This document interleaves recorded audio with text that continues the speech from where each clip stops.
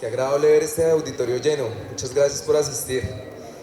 Queremos dar un saludo muy especial a todos los asistentes a la Feria Internacional del Libro de Bogotá 2024.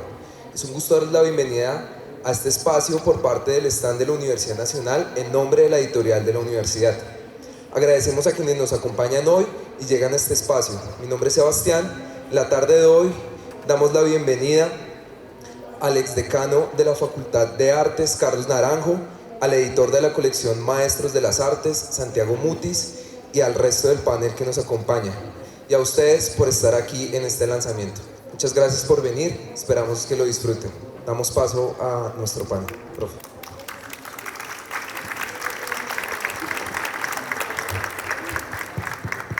Buenas noches. Un saludo para todos, es un placer estar aquí. Mi tarea es contarles un poco cómo fue el inicio de esta colección. En el año, al finales del 2014, principios del 2015, en algunas de las conversaciones y en algunas de las intervenciones que hacía el profesor Miguel Huertas, o conversaciones que teníamos con el profesor Miguel Huertas insistía en que nos hacía falta conocernos a nosotros mismos adentro de la Facultad de Artes y adentro de la universidad. Cuando conversamos, todos llegamos a la conclusión en ese momento, los que estábamos ahí en los puestos directivos de la facultad, que tenía razón y que debíamos hacer algo al respecto. Nuestra propuesta en ese momento fue elaborar un proceso que nos permitiera estudiarnos a nosotros mismos y que tuviera como resultado unos libros que pudiéramos promover y que dieran a conocer la presencia y el trabajo de algunos de nuestros profesores. Planteamos en ese momento que fuera una convocatoria al interior de la Facultad de Artes, que los mismos profesores propusieran a quién deberíamos estudiar y que se hiciera un proyecto de investigación y que luego se hiciera todo el trabajo editorial para convertirlo en un libro, ¿no? Esta convocatoria planteaba que fuera uno de estos maestros o maestras de las artes en cada una de las escuelas. Propusimos de la Facultad de Artes, propusimos que fueran siete libros, 7 proyectos de investigación. Luego logramos que se escogieran 5 de ellos y hoy estamos lanzando los 3, casi 10 años después, estamos lanzando los primeros 3 libros de este esfuerzo. El objetivo, por supuesto, es conocernos a nosotros mismos, pero también un reconocimiento que se da en la Facultad de Artes a una forma de aprendizaje, una forma de enseñanza que se da con el ejemplo, ¿no? Esa forma de hacer que solo se aprende cuando uno ve a otra persona haciéndolo, pero que además esa forma de hacer, ese ejemplo, se traduce en la presencia que tiene este individuo ante la comunidad y ante un grupo de estudiantes, ¿no? Son nuestros ejemplos, los que están aquí son nuestros ejemplos, o lo que nosotros consideramos nuestros maestros. Nos parecía muy importante también que fueran convocatorias, que alguien asumiera una herencia. Asumir esa herencia implica también asumir que la persona que uno va a dedicarle un tiempo investigando, trabajando y escribiendo sobre esa persona, la considera su maestro y asume ese papel de heredar esas enseñanzas, ¿no? Creemos que es fundamental este proceso de esa manera. No son solamente 3 libros, es toda una estrategia que esperamos poco a poco vaya continuándose a través de los años y podamos ir teniendo una colección mucho más amplia de lo que se ha hecho hasta este momento. Pero al mismo tiempo, en esa discusión consideramos que era fundamental que el libro recogiera tanto lo que hace un artista en su taller, como lo que hace ese mismo artista en su papel de profesor adentro del salón de clases, y cómo establecer un vínculo entre ambas cosas, ¿no? Que es fundamental como en nuestra historia en la historia de estos maestros de las artes que ayudaron a fundar nuestras escuelas. Esta relación entre el oficio y la docencia se alimenta de un lado y del otro, se ayuda a conformar lo uno con lo otro, ¿no? Fue un esfuerzo titánico, creo yo, por tratar de comprometerse con este trabajo. Pero ese fue el impulso y la idea original, y creo que le corresponde a ellos contarles cómo ha sido el desarrollo. Mil gracias.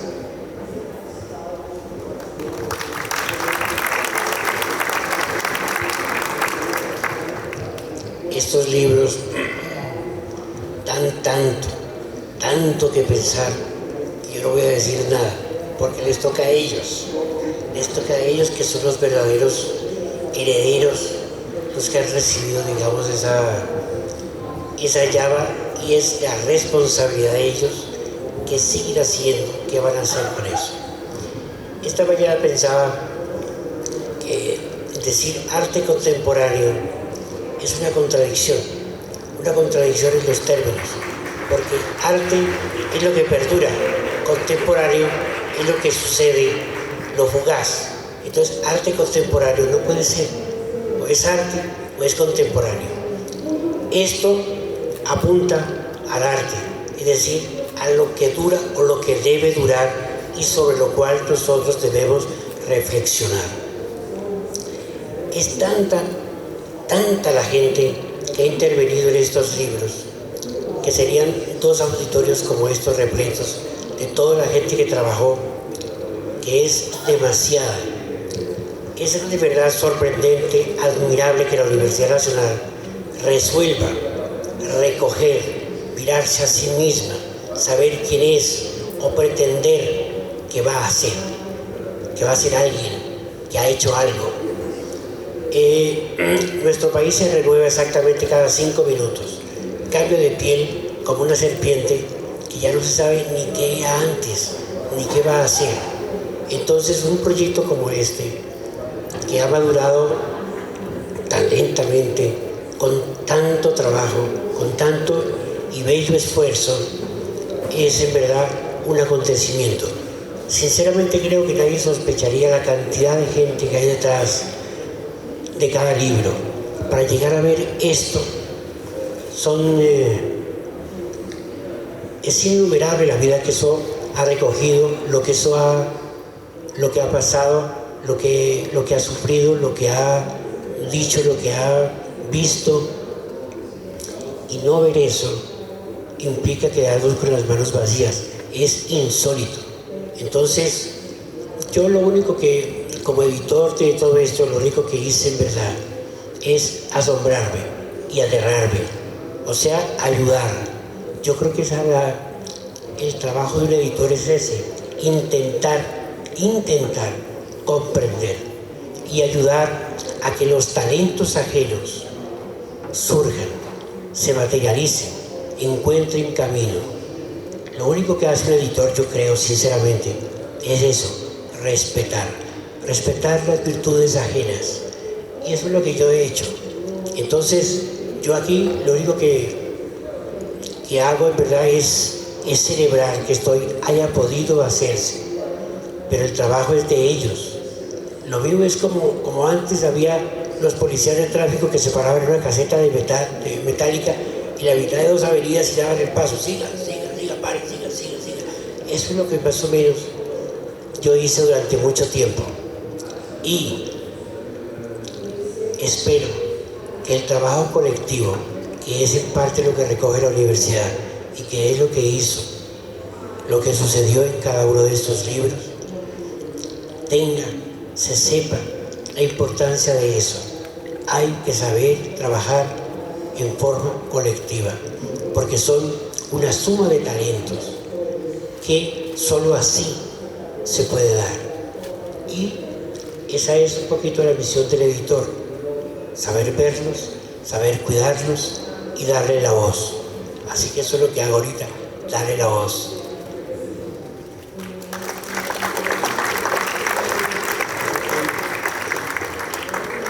Invitamos a 2 personas más al escenario que nos faltan y yo les cedo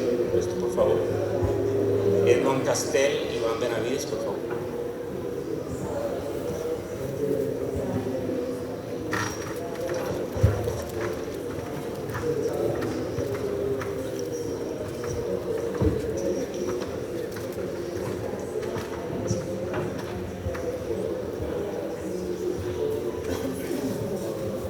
¿Me corresponde? Bien, honrar la presencia de todas las personas que están aquí, celebrar con gratitud infinita a la facultad y a la universidad que hace posible que existamos como personas con proyectos de vida que han podido ser cultivados, han florecido, germinado, muerto y vuelto a renacer en muchas generaciones de personas que le han puesto su alma, su vida y su proyecto de vida a una institución como lo es la Universidad Nacional. Vivir esa realidad de cerca, desde varias dimensiones, hace alusión y tener que dar cuenta de cómo uno puede estar, y yo personalmente de manera particular, viviendo una universidad desde muchas aristas y muchas dimensiones. Mi padre, Guillermo Sicar Montejo, estudió arquitectura en la facultad y consigue, por efectos de la vida y del apoyo que la universidad le da, irse a estudiar diseño industrial en el momento en el que hasta ahora estaba pensándose que era ese campo profesional y disciplinar. Y va a Italia, a Florencia, y vuelve y consigue poner en funcionamiento una asignatura electiva en el programa de arquitectura y consigue poner en circulación una idea y pone a transitar un sueño en las aulas y consigue amorosamente vincular a 3 cómplices y se vuelven para mí los mosqueteros que lograron poner en tránsito el avanzar la idea de tener un programa curricular de diseño al interior de la Universidad Nacional de Colombia. Ese proceso se tarda 13 años para que la institución reconozca la posibilidad de que el Estado, la Nación y la Universidad Nacional tengan un programa curricular como el de diseño. Y hoy, el año pasado, a finales del semestre pasado, estábamos celebrando 45 años de tener el programa curricular en funcionamiento. Contar eso es poner en contexto cómo yo nací en la universidad, no me gestaron ahí seguramente porque fue la finca de mis padres, pero puedo decir que así fue. Yo recorría de pequeñito diciendo que le daba la vuelta a la universidad y escasamente le había dado la vuelta al 303 como lugar de convicción, y después estuvimos estudiando en el conservatorio 5 años. Pero esas anécdotas de carácter humano las quiero dejar planteadas como punto de entrada al libro que habla de maestro Guillermo Sicar Montejo, un visionario de mundos posibles, porque creemos que el trabajo que se ha hecho en la mano y en la voz de quienes se hicieron cómplices, amigos y afectuosos responsables de dar a conocer y de conocer a fondo quién es Guillermo Sicar es motivo de orgullo y de gratitud infinita. El trabajo no está hecho sino desde el gesto de entender a fondo a la persona, rastreando en las historias, en las memorias, en los recuerdos familiares, en los archivos abandonados, en las cajas descuidadas y en los documentos que formalmente reposan al interior del archivo en la Universidad Nacional. El trabajo lo hicimos desde el grupo de investigación de saberes implícitos, estudiantes que empezaron a verse seducidos por la propuesta de la convocatoria de maestros de las artes y egresados que entraron a reconocer y a saber quién era el maestro Guillermo Sicar, personas que no lo conocieron personalmente y lo vinieron a conocer a través de los diálogos, de las entrevistas y de husmear a fondo el afecto puesto en los materiales que son guardados en un cajón para no olvidarlos y que se terminan perdiendo una vez fallece quien los cuidaba. Creo que el texto, que es una invitación a que ustedes revisen, arranca con una denuncia muy fuerte, escrita por Melissa, que está aquí acompañándome y a la que le quiero agradecer profundamente esa entrada, con un texto que alude particularmente a la pregunta de qué significa tener un legado, administrar un legado, ser delegatario y recibir en herencia un legado. Y esa discusión hoy en la universidad está ausente y carente en la estructura orgánica de la universidad, cuando en una realidad como el manejo del archivo, el manejo de las bibliotecas y el manejo de las colecciones de la universidad están desdibujadas en hacer conciencia de la memoria que hay en el trabajo que existe hecho por muchos. No voy a contarlos porque spoilear, como dicen hoy en día, un libro no tiene mucho sentido, pero quiero agradecer a cada una de las personas que se hicieron cómplices para poder entender, estudiar, mirar sus archivos fotográficos y haber producido un libro que no tiene la intención de ser un texto cargado de erudición académica, mostrando la capacidad de la citación y de la referenciación documental de archivo, sino pasa por la voluntad del afecto, del contarle al otro y de hacer saber al otro quién es Guillermo Sicart como maestro, pero fundamentalmente como persona, que fue una persona íntegra e integral, porque barrió el mundo de las artes al haber abordado el mundo de la imagen audiovisual, del trabajo con las plantas haciendo bonsáis, habiendo instalado el mundo del diseño de los vitrales al interior de la universidad, promovido la creación de un programa curricular como el de diseño y fomentar ese escenario de proyección para un país que en ese momento seguía poniendo en evidencia que necesitamos repensarnos la vida y cuidar la vida permanentemente.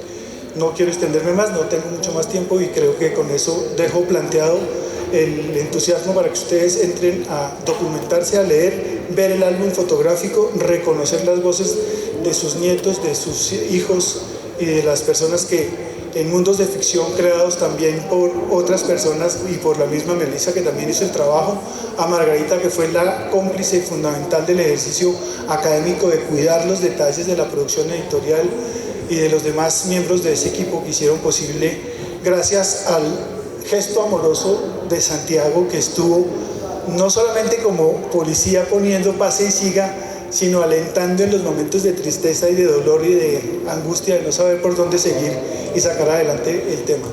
A la editorial de la universidad, a la facultad, al Centro de Educación y Medios, a ti, Alberto, por lograr insistir y permanecer con el entusiasmo de hacer que esta colección, después de 10 años, hoy vea la luz después de ese sueño. Muchas gracias.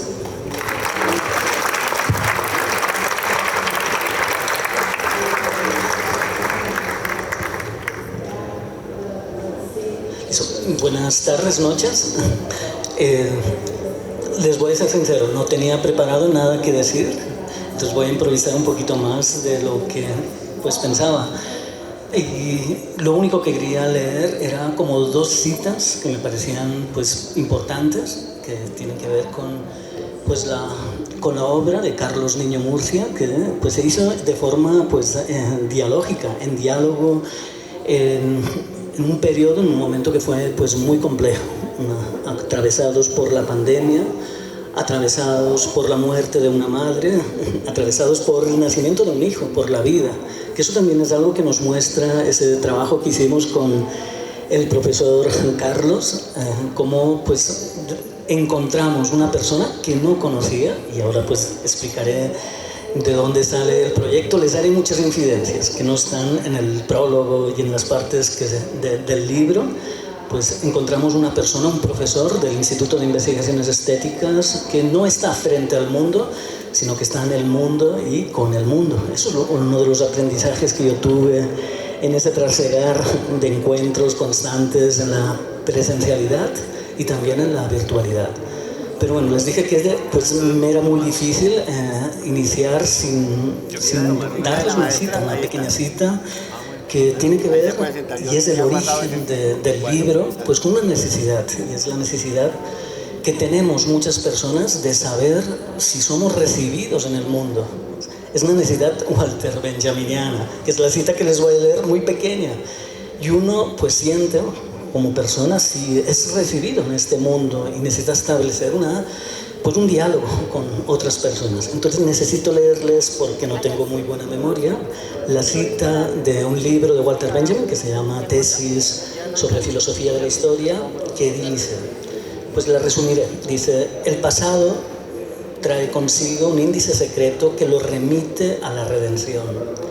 No nos sobrevuela algo del aire respirado antaño por los difuntos, un eco de las voces de quienes nos precedieron en la tierra, que reaparece en ocasiones en la voz de nuestros amigos, y la belleza de las mujeres de otra época no nos deja acaso de unirse a las de nuestras amigas. Y concluye Walter Benjamin: existe un acuerdo tácito entre las generaciones pasadas y la nuestra. Nos han aguardado en la tierra, se nos concedió, como a cada generación precedente, una débil fuerza mesiánica sobre la cual el pasado hace valer una pretensión. Es justo no ignorar esa pretensión. Bueno, pues este es el origen que tuvimos al inicio con este proyecto, porque personalmente yo no conocía al profesor Carlos Niño Murcia. Lo conocí de forma indirecta a partir de la obra de uno de mis colegas, el profesor William López, con Emma Araujo de Vallejo, cuando trataba de entenderla después de muchos años de conversaciones, que en esa obra aparecía un museógrafo estudiante o recién egresado que se llamaba Carlos Niño Murcia y que era uno de los pioneros de la museografía en Colombia.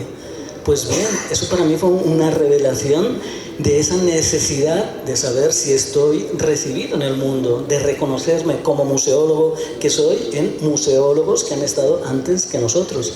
Ese es el sentido de la cita que tiene pues la tesis número 2 de Walter Benjamin, saber si somos recibidos. Y eso implica una citación, implica un encuentro. Y aquí es donde, pues de forma improvisando, le remito a una de las citas que estuvo Carlos en la 25 versión que hicimos de esta investigación. Hicimos hasta 25 versiones en todos estos años. Y una de esas versiones, exacto, esta es la 12, la que traigo acá es la 26, la que está acá es la 26.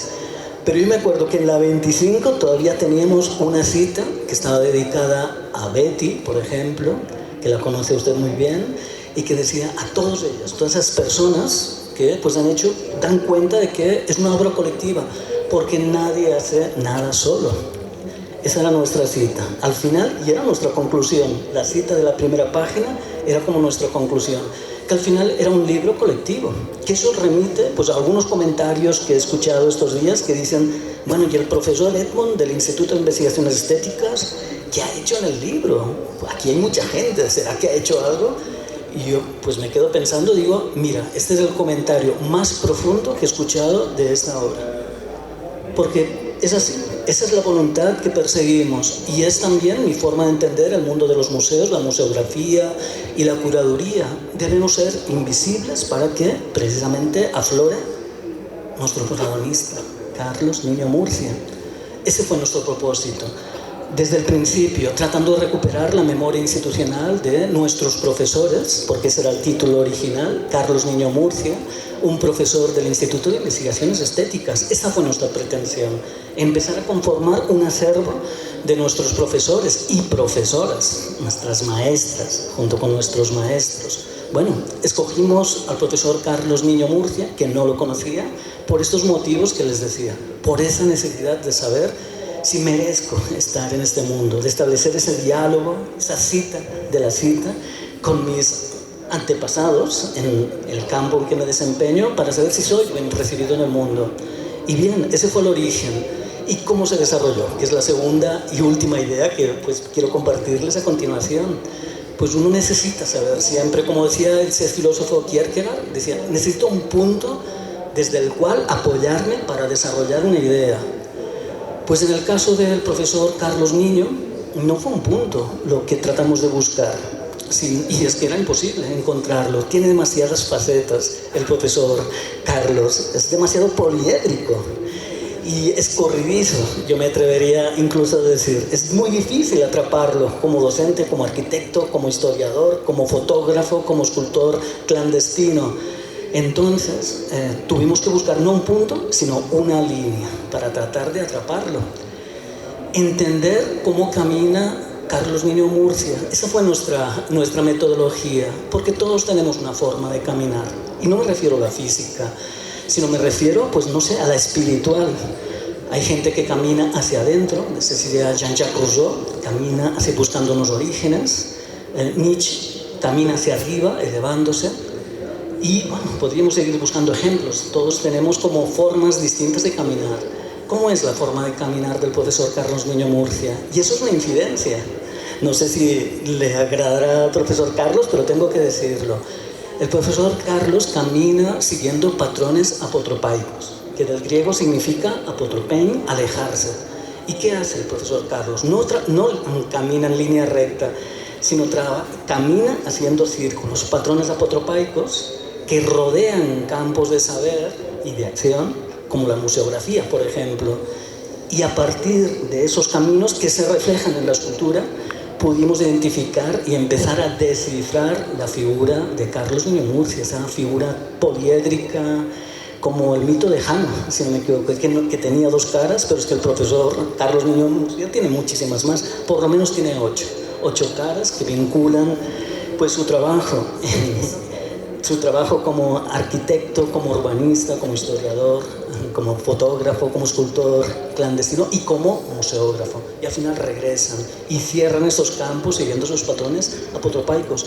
Pues ese fue el trabajo que pues impulsamos un grupo de personas que queremos al profesor Carlos, porque al final lo que descubrimos es que había una afinidad electiva, como diría Goethe o el mismo Walter Benjamin de nuevo, que nos permitió desarrollar una especie de encuentro amoroso, diría, incluso un encuentro alquímico en el que afloró todo lo que les estamos contando en estos momentos y que posiblemente, para concluir, nos permite generar esa redención y saber que sí merecemos estar en este mundo.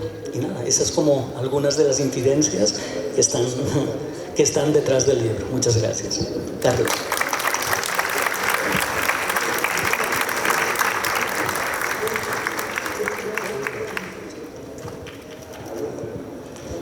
Bueno, muchas gracias a todos por este inmerecido homenaje.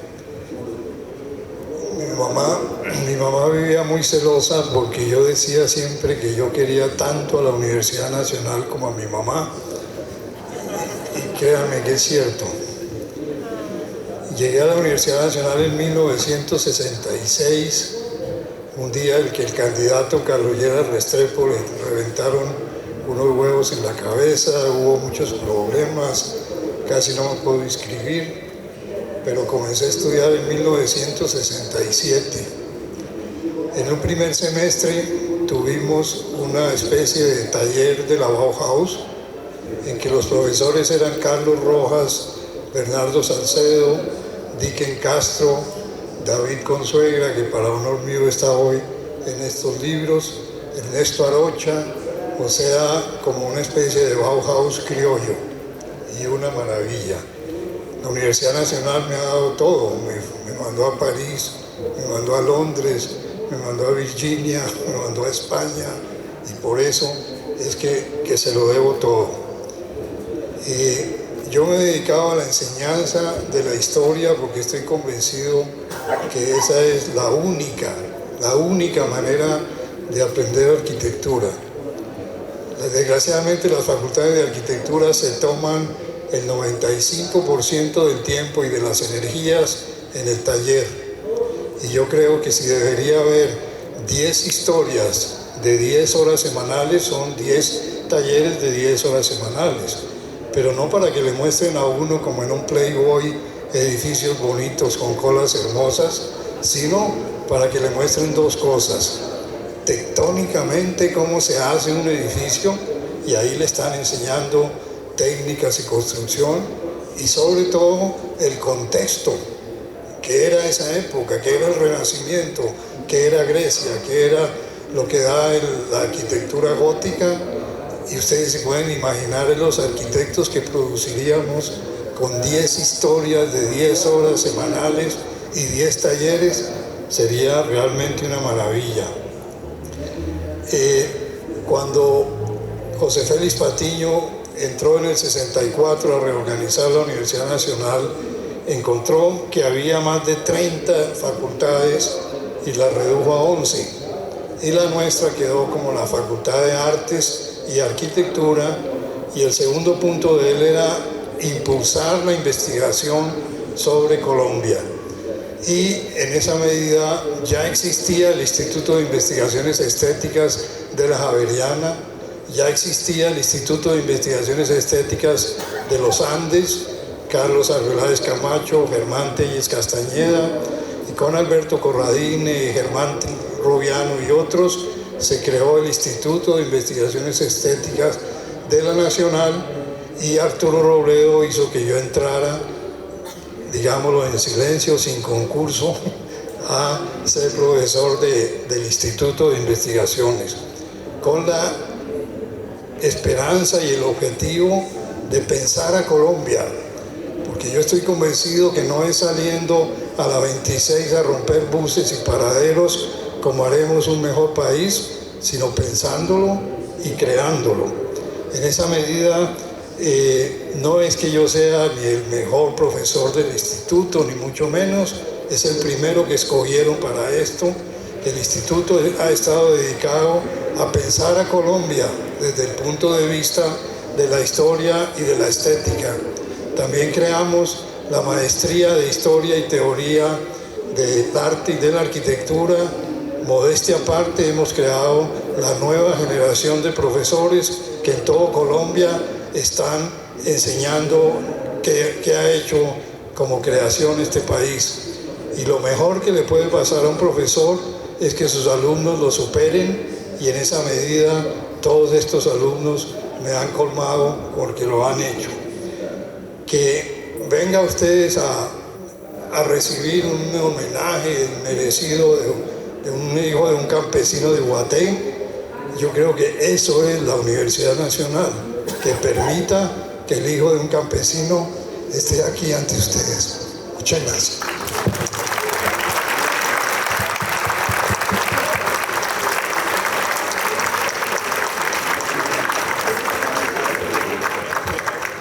Bueno, buenas tardes a todos y a todas. Nos correspondió, y tengo la fortuna de desarrollar el libro dedicado al maestro David Consuegra.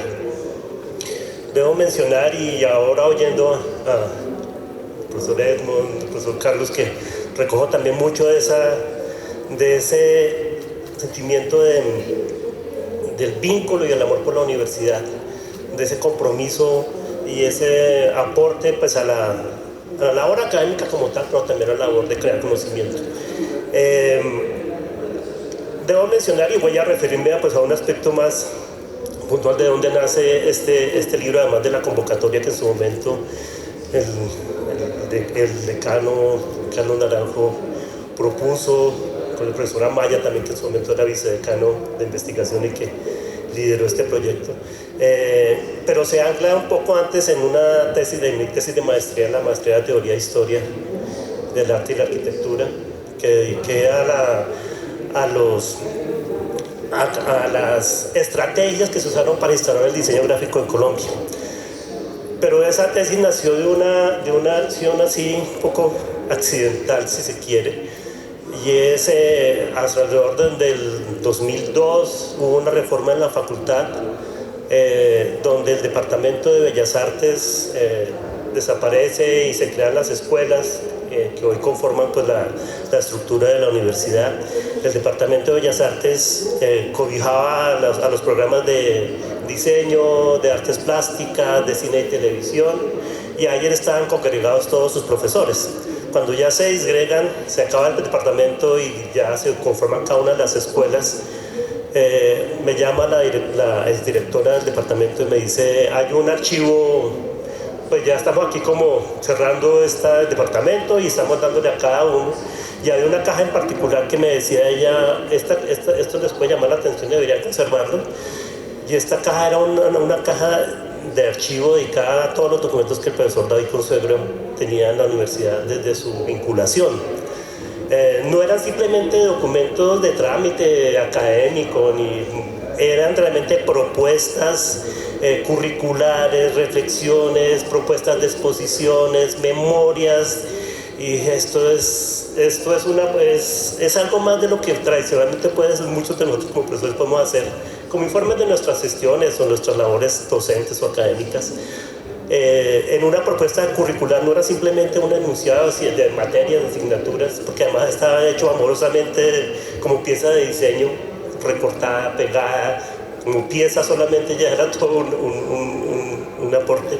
Y ahí había un insumo, o sea, en ese material se basó la tesis, o parte de la tesis de Maester, que cuando se dio la convocatoria apareció como coyuntura perfecta para proponerla como parte de esa tesis, porque pues había otros aspectos pues están recogidos justamente en esta colección, que se complementa con el trabajo de otros profesores también muy cercanos. Quiero resaltar aquí en particular el trabajo del profesor Iván, que siendo muy joven, creo que hoy no tendría la menor duda en decir que es el que más conoce de la obra del maestro David Consuegra en detalles tan que además se le aparece el maestro en todas partes. Ayer me estaba contando que le apareció este libro por allá porque ya creo que está tan sintonizado con la energía que se le aparece el maestro David Consuegra en los archivos como cual ratón de biblioteca. Y creo que el aporte que pues, como coautor del libro ha hecho el profesor Iván es bien importante. Destacar al maestro Consuegra, pues no solamente, pues, obviamente este texto lo tiene como en su aporte que hizo a la academia. Y una tesis planteaba que cuando planteaba estrategias de inserción del diseño y hablaba de estos pioneros, como el maestro Sicar, como otros que llegaron pues utilizaron algunas estrategias, una publicar, editar, otra exponer, y también creo que maestro Consuegra también creo que tiene unos aportes muy interesantes en la museografía y en la organización de exposiciones, porque creo que de hecho le dedicamos un par de capítulos a esa dimensión. Pero una de sus estrategias fue también la academia, la creación de nuevos programas, de nuevas líneas de investigación, de propuestas curriculares, en fin. Al maestro Consuegra pues se le debe también la creación de líneas en la Universidad de los Andes, la creación del programa de alguna manera de la Universidad de Lozano, y también líneas en el diseño. Ya el profesor Niño nos comentaba también cómo instauraron esta noción del diseño, porque creo que fue uno de los aportes importantes, traer la noción de diseño e insertarla como una manera propia del desarrollo de las artes no solamente en la universidad, sino en el país. A Consuegra también se le debe como pionero trascender de esa parte, de esa noción que había de oficio, seguramente en lo que asociaba al diseño, y empezar a hablarlo como desde una dimensión profesional, no solamente con su trabajo, reconociendo y haciendo ver a la sociedad que había un ámbito que era muy diferente, pues de pronto a la publicidad o a las artes gráficas, que era como se reconocía en su momento, sino que el diseño gráfico como tal y el diseño en general era una manera de abordar, y que merecía pues, ser una actividad profesional muy reconocida como tal, pero también no solamente sino también en su ámbito disciplinar, que alrededor del diseño gráfico también hay una teoría, que había una historia que construir, que había una crítica y un aporte en ese sentido. Y creo que el trabajo, todo esto que rescatamos de los archivos académicos que debe el profesor Consuegra, más todo el material, debo agradecer en particular también a la familia, a su esposa Zoraida, a Nicolás también el apoyo que nos dieron en poder consultar sus archivos y complementar mucho del libro, se complementa con este material, más todo lo que, como digo, alimenta los archivos mismos de la universidad. Ese aporte es muy significativo. Menciono muy rápidamente como una estructura general. Yo dedico una parte dedicada a todos esos documentos curriculares, a las propuestas de reforma curricular, a los mapas curriculares, a su sentido que era muy crítico. Él planteaba de hecho una necesaria decisión que había contra la noción de una diferenciación entre artes y diseño, dándole pues pidiendo casi que un reconocimiento a lo que era el diseño como tal. Siempre en su correspondencia había como unas pequeñas discusiones internas que hablaban de que el diseño tenía todos los elementos para ser un corpus propio, diferente al de las artes, y que bueno, termina un poco ya después conformándose como la escuela de diseño gráfico probablemente. En ese sentido, bueno, está en esa parte, creo, dedico un capítulo importante a este texto, que es su tesis de posgrado en Yale, del cual hizo varias ediciones durante muchos tiempos de su vida. Uno no solamente porque recoge parte de cómo su obra, sino también cómo era su método, cómo era su guía, ese aporte del diseño como estructura y como pensamiento. Pero también ahí posiblemente algunos puedan pensar que era un poco eran las definiciones que en ese momento pensaría a través de decir que era signo, que era símbolo, que era marca, que es diseño. A una persona que igual pensaba, tenía 23 años en su momento cuando estaba haciendo estas ediciones, pues es un aporte interesante. Ustedes pueden ver, y es un poco lo que también me impresionó que yo me llevé de esos archivos, el cuidado con que se hacían todas estas piezas.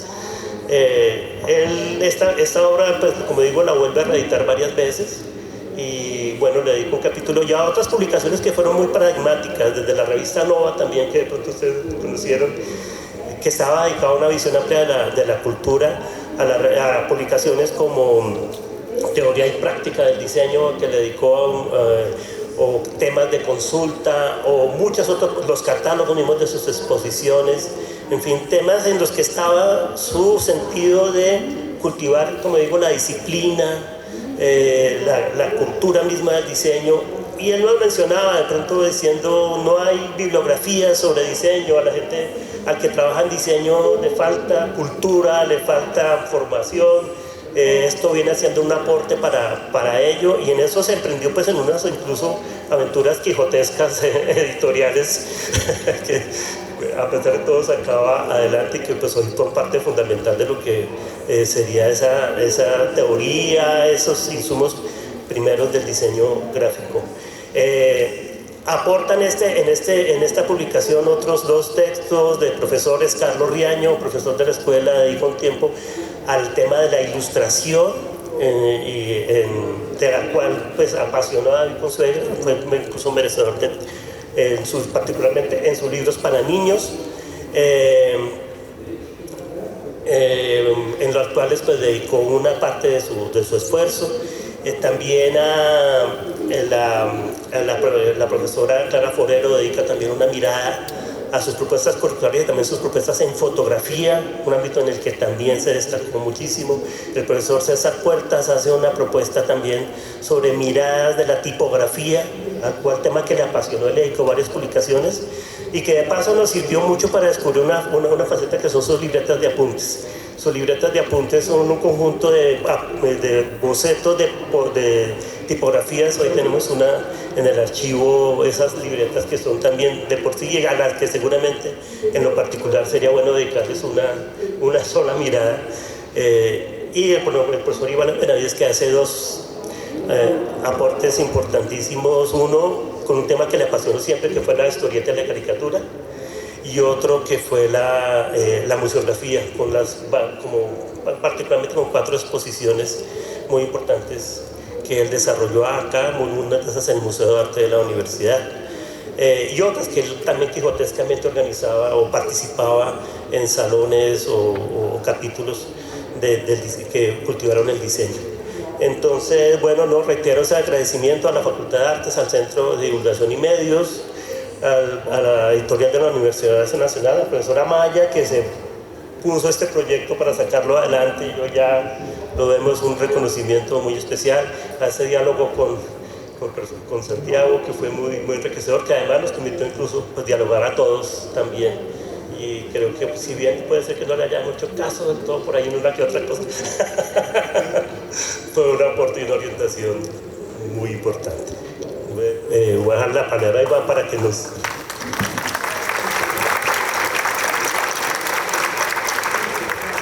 Bueno, muchas gracias. Pues me ha correspondido a mí el cierre, y quiero para empezar decir que me intimida un poco estar ante estos grandes maestros y además estar detrás de los libros de, no sé, maestros que lo son por duplicado, ¿no? Pero quisiera retomar un par de palabras de las que han dicho el profesor Andrés, el profesor Edmond, Santiago y el profesor Carlos Niño, cuando dicen que estos proyectos se hacen colectivamente.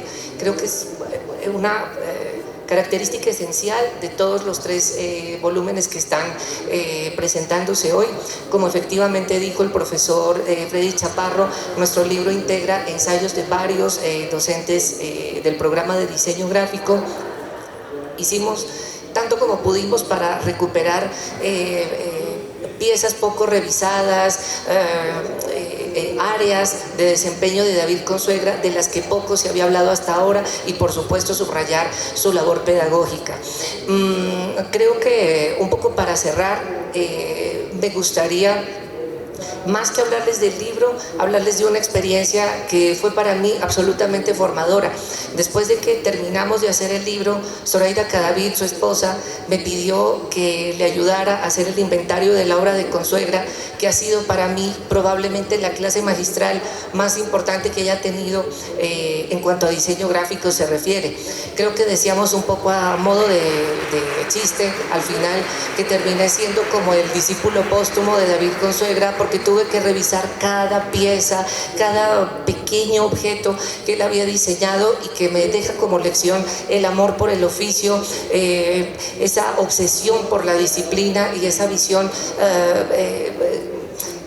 detrás de la cual hay tantísima erudición, ¿no? Esa enorme cultura que él con toda humildad trajo a Colombia. Justamente, un poco me repito, pero esta es la tesis que él había hecho en Boston, en Yale, perdón, y que viene a imprimir aquí en 1967. Es un poco ese esfuerzo pedagógico que hacían estos pioneros de traer contenido que era tan escaso y tan difícil de conseguir en aquellos años, y que creo que es finalmente también el espíritu que está detrás de estos libros, ese espíritu pedagógico de intentar compartir con los demás lo que hacemos, nuestras obsesiones, nuestras locuras, qué sé yo.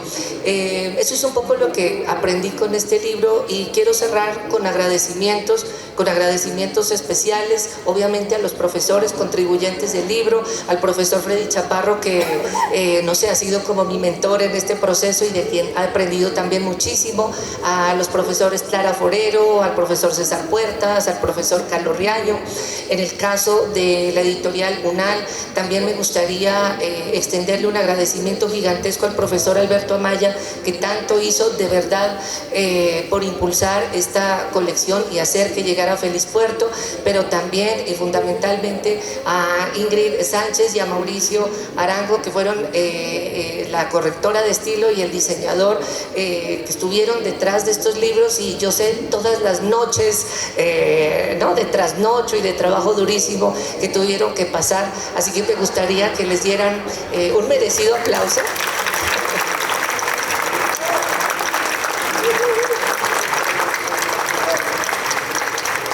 Y también, obviamente, un, agradecimiento ya catedralicio, ¿no es cierto?, a la familia del maestro Consuegra, a su esposa Zoraida Cadavid, que se volvió una amiga muy especial, y todo fue a partir de este maravilloso proyecto, a sus hijos Nicolás y Juan Diego, que tan generosamente nos abrieron su archivo, que nos permitieron, pues eso, revisar, ¿no?, hasta las más mínimas locuras que el maestro David hacía. Así que esta es, no sé, una contribución que dejo especialmente para la Escuela de Diseño Gráfico, de la que tristemente me tuve que retirar, y una contribución a mis estudiantes, que saben que los quiero tanto. Gracias. Yo le voy a robar la palabra a usted, Alberto, un minuto. Claro que sí. Solamente voy a decir una cosa para reafirmar lo dicho desde las palabras del propio maestro Guillermo, que dejó escrito un texto que quiero citar aquí y que conecta con lo que tú dijiste. No hay opción. Para Dios, vivir es amar. Amar infinitamente. Y amar infinitamente es amar hasta morir. Morir a sí mismo. Vivir para los demás. He ahí la resurrección. Guillermo Sicar Montejo.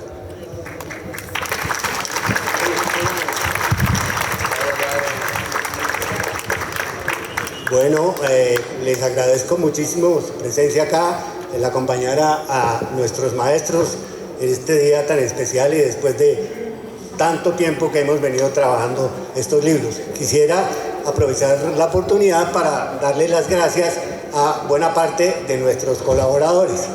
Nosotros pues recibimos apoyo desde la rectoría, la profesora Dolly Montoya, el vicerrector de investigación, el profesor Camilo Yunes, y pues obviamente un agradecimiento especial para nuestros profesores, profesor Sicar, el profesor Niño, el profesor Chaparro, que estuvieron pendientes todo el tiempo para ver cómo sacábamos estos libros adelante. También a los editores que estuvieron acompañándolos, el profesor Esmond Castel, al profesor Benavides, un agradecimiento especial al profesor Carlos Naranjo, que con su efectivamente nos apoyó y hizo posible este trabajo, y pues también a todos los colaboradores tanto del Centro de Divulgación y Medios de la Facultad de Artes, a Juan Francisco Poveda, a Ingrid, a Mauricio, y a todos los colaboradores de la editorial de la Universidad Nacional, que también hicieron un aporte importante. Este ha sido un trabajo colectivo con la ayuda de todos, y les agradezco muchísimo, y esperamos que esta colección no quede ahí, que pues nosotros tenemos en la universidad y en la facultad unos maestros que también deben estar en esta colección. Entonces exhortamos a nuestros ejecutivos, a nuestros directores, a nuestras instituciones, a que sigamos adelante con esta colección para que pues podamos ver el legado de estos maestros tan maravillosos. Muchas gracias a todos.